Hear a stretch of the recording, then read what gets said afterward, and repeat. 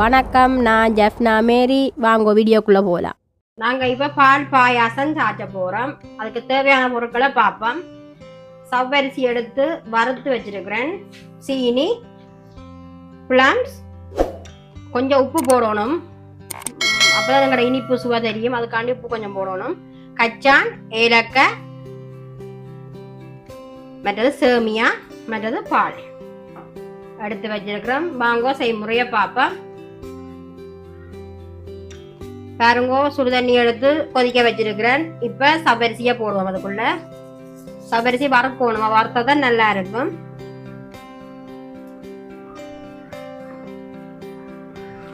பாருங்க, சவ்வரிசி போட்டுட்டேன். நல்லா ஒரு தண்ணி தன்மையா இருக்கணும் சவ்வரிசி. பாருங்க, இதா இருக்குது. இப்பதானே போட்டுனா இப்ப இதா இருக்குது.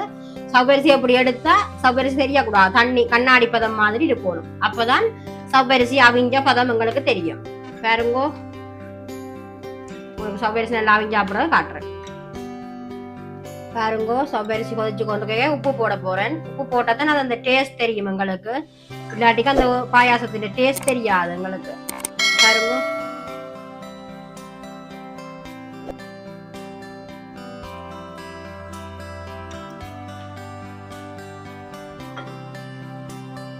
பாருங்க இப்படி கண்ணாடி பதம் வந்து கொண்டு பாருங்க. முதல்ல இவ்வளவு பெருசு பெருசா இருந்தது, இப்ப பாருங்க இவ்வளவு சின்னனா வந்து கொண்டு நல்லா அரிசி தன்மையே இல்லாம போயிடும், சவ்வரிசிக்கு தன்மையே இல்லாம போயிடும்.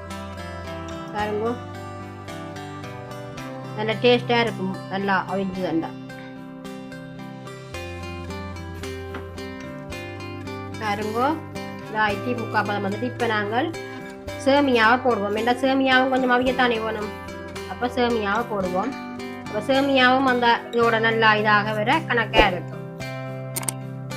கூட்டிலே சேமியா அவிஞ்சிடும், நாங்கள் இது போட கணக்கா இருக்கும்.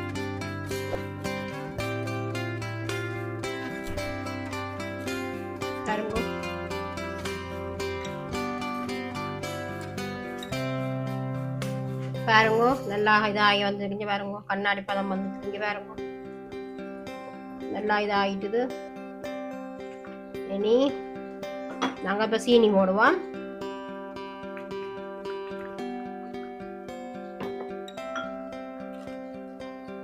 பாருங்க,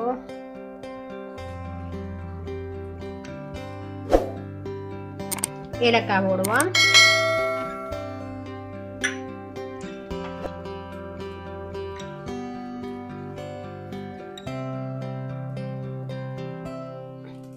ஏலக்காய் போட்டால் நல்ல வாசமா இருக்கும். சில பேருக்கு ஏலக்காய் பிடிக்காது, பிடிக்காட்டிக்கு நீங்க போடாதீங்க. எங்களுக்கு ஏலக்காய் பிடிக்கும்.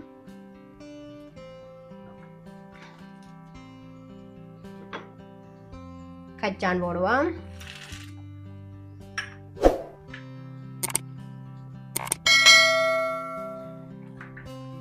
பிளம்ஸ் போடுவோம்.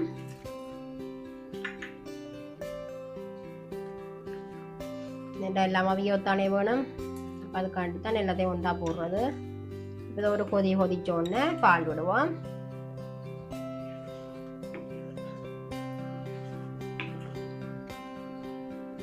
பாருங்க,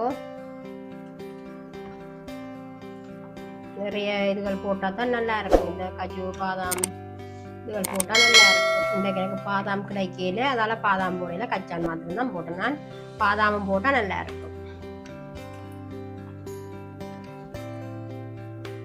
பாருங்க, நீ பால் விடுவோம். தேவையான அளவு விடுங்க பால்.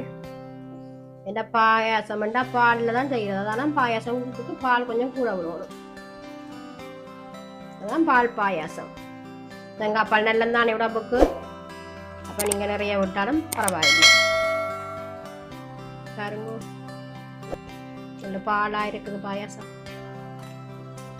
ஒரு உக்கா கொதிச்சு கணக்கு கொதிக்கிறதுல ஒரு உக்கா கொதி வந்தா நீங்க நிப்பாட்டி விட்டீங்கன்னா சரி.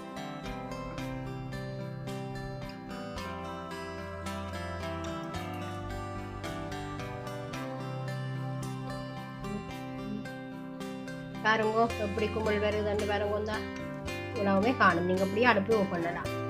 அது அப்படியே நன் பாட்டில் இருக்கும். ஒரு கொஞ்சம் 5 நிமிஷம் போட்டீங்கன்னா நல்லா இறக்கிடும் பாயாசம். தண்ணி தன்மையாக இருக்குன்னு நினைக்காதீங்க. அது கொஞ்சம் ஒரு 5 நிமிஷம் மட்டும் தான் அந்த விரிகினோன்னு ஃபுல்லாக காட்டு. இங்கே பாருங்க அப்படி விரிகி வந்துட்டு பாயாசம் பண்ணி இங்கே பாருங்க.